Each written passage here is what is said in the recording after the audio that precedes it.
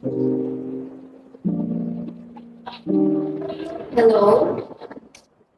Hello, this is Isabel. My name is Isabel. Sir, this is Mel speaking. How can I help you? I want to make a reservation with Virtual People Okay, ma'am, for what date? from the date of May 5 to 10. Okay, ma'am, so you're looking for what type of room? What are the available rooms? Okay, ma'am, so we have our twin room and then the double room. I prefer double rooms. Okay, ma'am, I'm just going to check the system if there's a double room that's available for 5 to 10. Okay, okay, ma'am.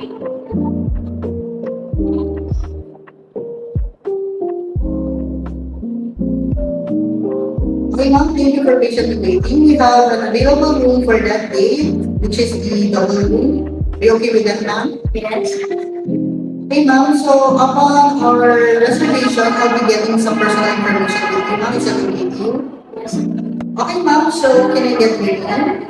Okay, my name is Daisy Cruz. Okay, ma'am, can you spell out your name? Degycrnus.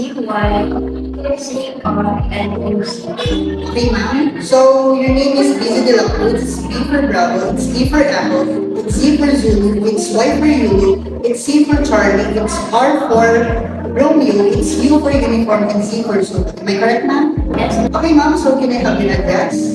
My address is from Alabang City. Okay, ma'am. Alam mo, City Pangasinan. And can I have your number? My number is 0951-091-9890. Okay, ma'am. So thank you so much for the information, ma'am. So, what type of home payment are you willing to pay for the reservation? What are the home payment? Okay, ma'am. So we have our debit card, credit card, and check. Okay. Credit card, please. Okay, credit card, ma'am. So can I have the credit card number? My credit number is 0102 Okay, ma'am. So, after everything that I have asked you, I will be repeating every single information. That's okay to you, ma'am? Yes. Okay, ma'am. So, I'll be repeating the following information that you have told me. So, you have a double room, and your name is Lizzie Cruz. Your address is Alameda City, Pangasinan. Your number is 0951-051-9804. You have paid the 2 packs, and your credit card number is 010203 and 04 for the date of May 5 to May 8. Am I correct, ma'am? No, it's May 5 to May 10. Okay, ma'am.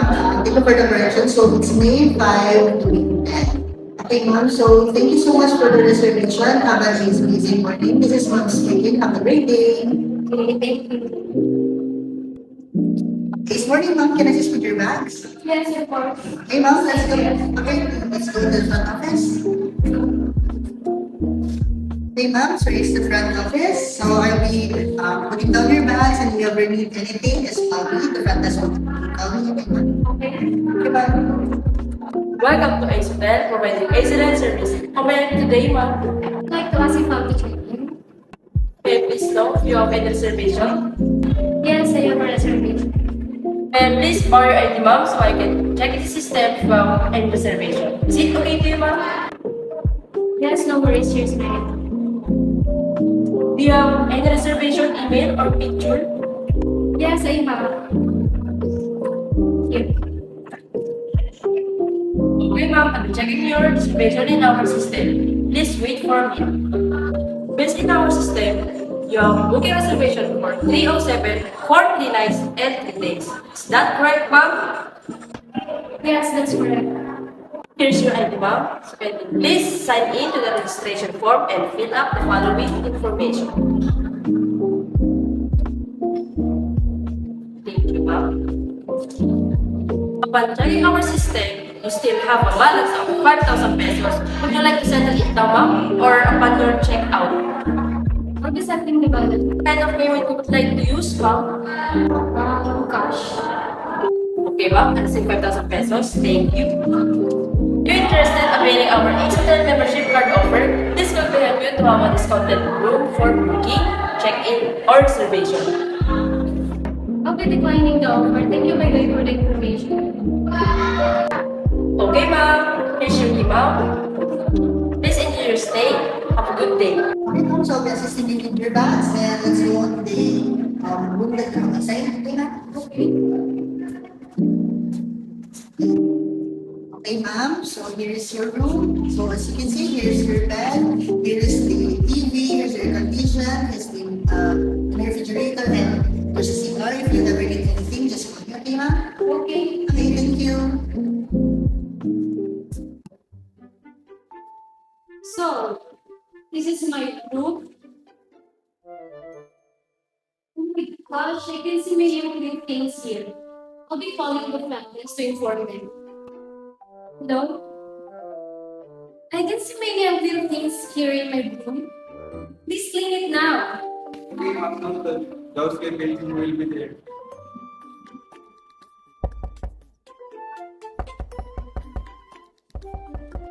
Housekeeping! Oh gosh, you're here. Please clean my room now. Okay, ma'am.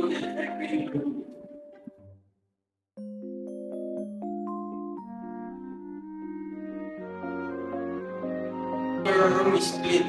If you need anything, just call the front desk. Okay, thank you. Here's your key.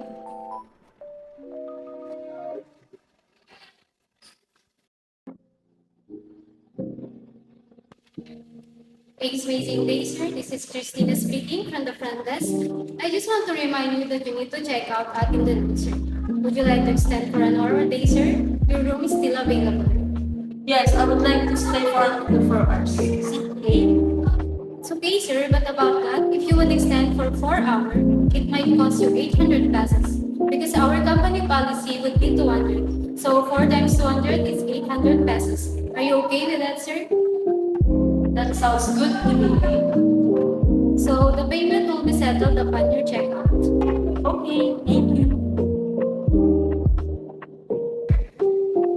Good morning, sir. We would like to remind you that your checkout is almost near. Would you like to extend more time, sir? Now I'll be checking out. Okay, sir. Thank you. It's morning day, sir. How can I help you? I'll be checking out. Okay, sir, but you need to pay 800 pesos for your balance for the extended time. Okay, I'll be paying. Is it cash or card, sir? Cash. Here's my cash. Okay, sir. I received 1,000 pesos and here's your 200 pesos change. No, keep the change. Okay, sir. Thank you. I'm gonna have the key in your room, sir. Sure, no worries. Worries. Just wait a minute, sir. The housekeeping will just gonna check the room. Hello, housekeeping. Okay, thank you. Thank you for staying to our hotel. Have an ace amazing and have a safe trip.